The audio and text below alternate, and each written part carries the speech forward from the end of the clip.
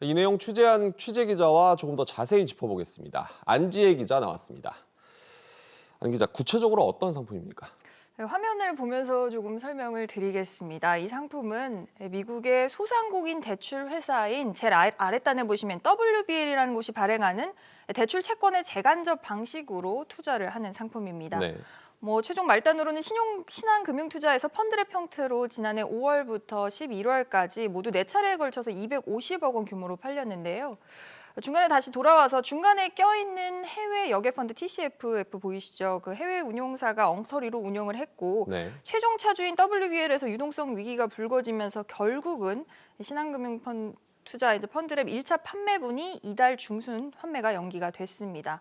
현재 상황으로서는 나머지 2차에서 4차 판매분도 판매 연기가 유력한 상황입니다. 이런 지적에 대해서 회사 측은 뭐라고 하던가요? 문의를 해봤습니다. 그런데 왜 판매 연기 직전까지 아무런 투자자들에게 고지가 없었냐라는 질문에 대해서는 다소 이해하기 어려운 답변이 돌아왔는데요. 네. 회사 측은 계속해서 랩 운용부에서 상황을 파악하고 있었고 아직 판매 연기가 확정된 시점도 아니었는데 중간에 어떤 내용 공유라도 하면 오히려 투자자들에게 혼선을 줄까 봐 고지를 하지 않았다라고 입장을 밝혔습니다.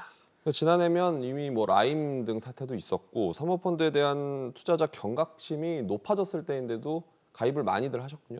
그렇습니다. 특히 중위험 중수익이다 이런 설명, 회사 측의 설명 그리고 상품 설명서에 나온 내용들이 그 내용들에 투자자들이 많이 솔깃하셨습니다. 네. 중위험 중수익을 추구한다라고 말씀도 그렇게 하셨고 서류상으로도 그렇게 명시되어 있었기 때문에 하지만 이게 내부 위험도 분류 기준으로 들어가 보면 이 상품은 고위험으로 들어갑니다. 회사 측은 이 상품 자체가 중위험이라는 게 아니고 운용 전략이 중위험 중수익을 추구한다라는 다소 애매한 설명을 해왔는데요. 네. 그렇다 해도 고객이 받은 상품 설명서에는 고위험이라는 부분은 일체 없었습니다. 여러 가지로 총체적 부실이었던 것으로 보이는데 이례적인 게 또 있네요. 프라이빗 뱅커 PB들마저도 이번 사태는 회사 잘못이라고 성토를 하고 있죠. 그렇습니다. 이 내부 취재를 해본 결과 고객에게 상품을 직접 한 프라이빗 뱅커 PB들마저도 이번 사태에는 사실 회사 책임이 크다 이런 데 중론을 모으고 단체 행동에서 나선 것으로 파악이 됐습니다. 네. 그동안 사모펀드 관련한 사건, 사고가 굉장히 많았지만 이런 움직임은 신금투 내부에서도 처음 있는 일인데요.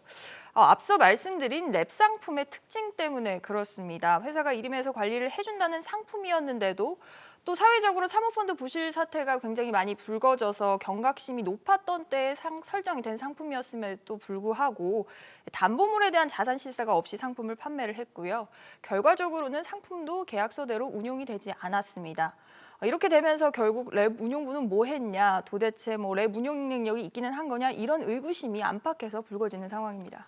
문제가 한두 가지가 아니군요. 안 기자, 잘 들었습니다.